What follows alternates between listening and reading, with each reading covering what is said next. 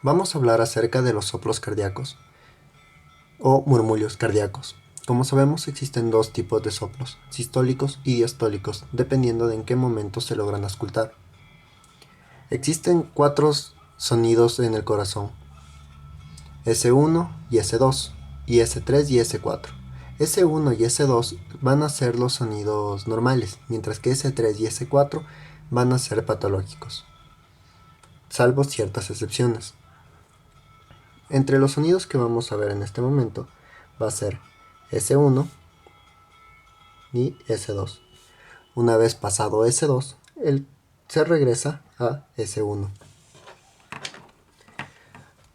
Los soplos que encontremos entre S1 y S2 van a ser los soplos sistólicos, mientras que los soplos que encontremos entre S2 y S3 van a ser los soplos diastólicos.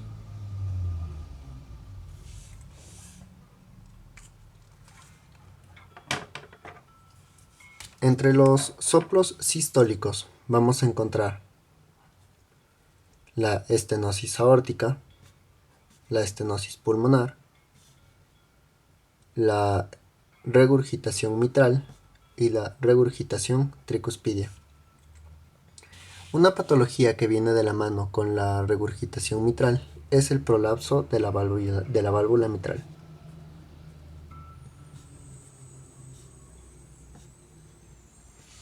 Entre los soplos de tipo diastólico vamos a encontrar la regurgitación aórtica, regurgitación mitral pulmonar, la estenosis mitral y la estenosis tricuspidia.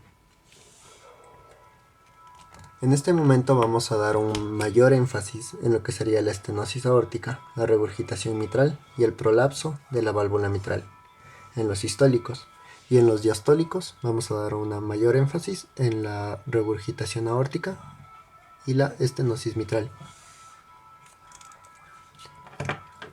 Para estudiar de mejor manera los soplos hay que considerar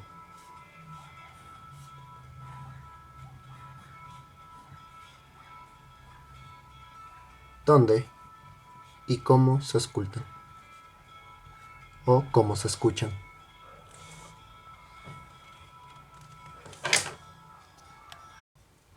Vamos a hablar acerca de la estenosis aórtica. Como ya mencioné, la estenosis aórtica produce un tipo de soplo sistólico.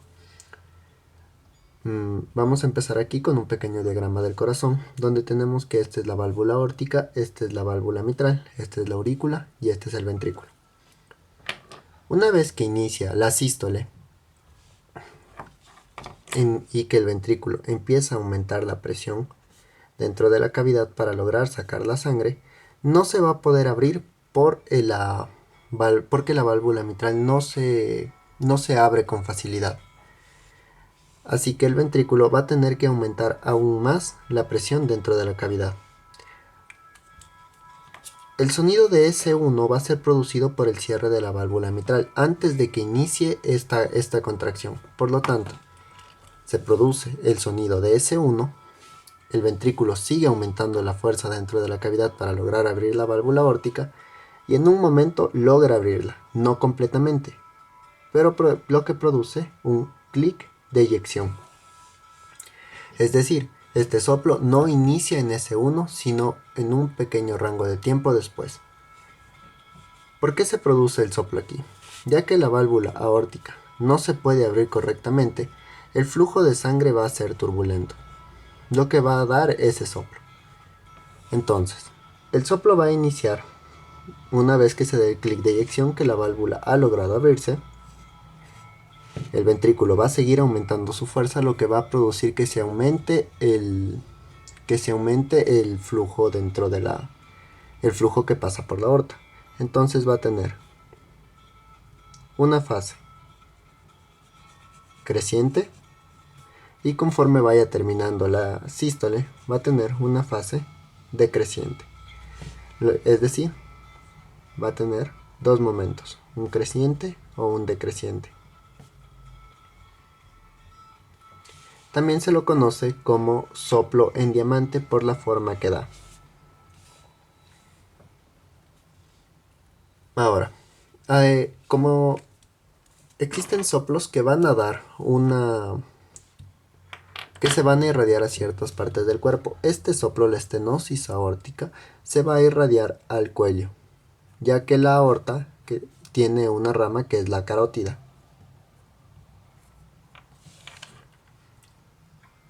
Entonces, ¿qué tipo de soplo produce la estenosis aórtica? Produce un soplo con un clic de eyección, una fase creciente y decreciente, y se irradia al cuello. La estenosis pulmonar va a ser bastante similar, ya que posee un clic de eyección, una forma en diamante, o es decir, una fase creciente y una decreciente. Sin embargo, no se va a irradiar al cuello y se va a auscultar en el foco pulmonar, mientras que la estenosis aórtica se va a auscultar en el foco aórtico.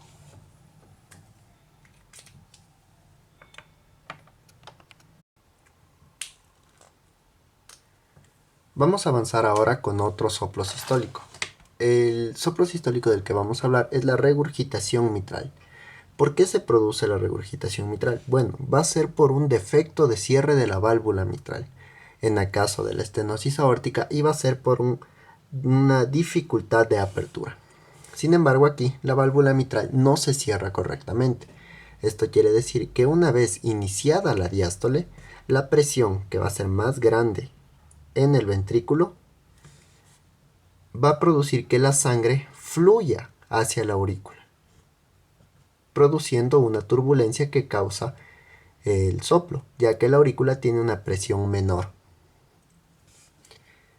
Una vez que se logra abrir la válvula aórtica, el flujo va a seguir normalmente hacia la aorta. Sin embargo, en ningún momento va a dejar de entrar sangre a la aurícula y producir este soplo. Por lo tanto, el soplo va a iniciar apenas se inicie la sístole y se va a mantener durante toda esta, sin variaciones. Es decir, no tiene cambios en intensidad. Y al ser durante toda la sístole, se lo conoce como holo o pan sistólico, que significa durante toda la sístole. Ahora, la regurgitación mitral va a tener una irradiación hacia la axila.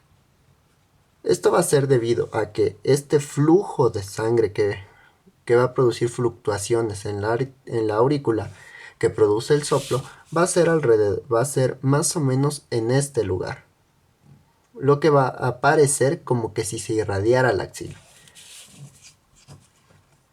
Esa es la principal diferencia con la regurgitación tricuspidia, ya que en la regurgitación tricuspidia, si bien no hay cambios en intensidad y es solo o pansistólico, no va a tener la irradiación a la axila. Cabe recalcar que la regurgitación mitral, al ser un proceso crónico, va a producir que la aurícula necesite aumentar su tamaño para abarcar el volumen que llega además del ventrículo, por lo que va a producir a largo plazo una dilatación auricular. Estos son los soplos sistólicos. En el siguiente video vamos a hablar acerca de los soplos diastólicos.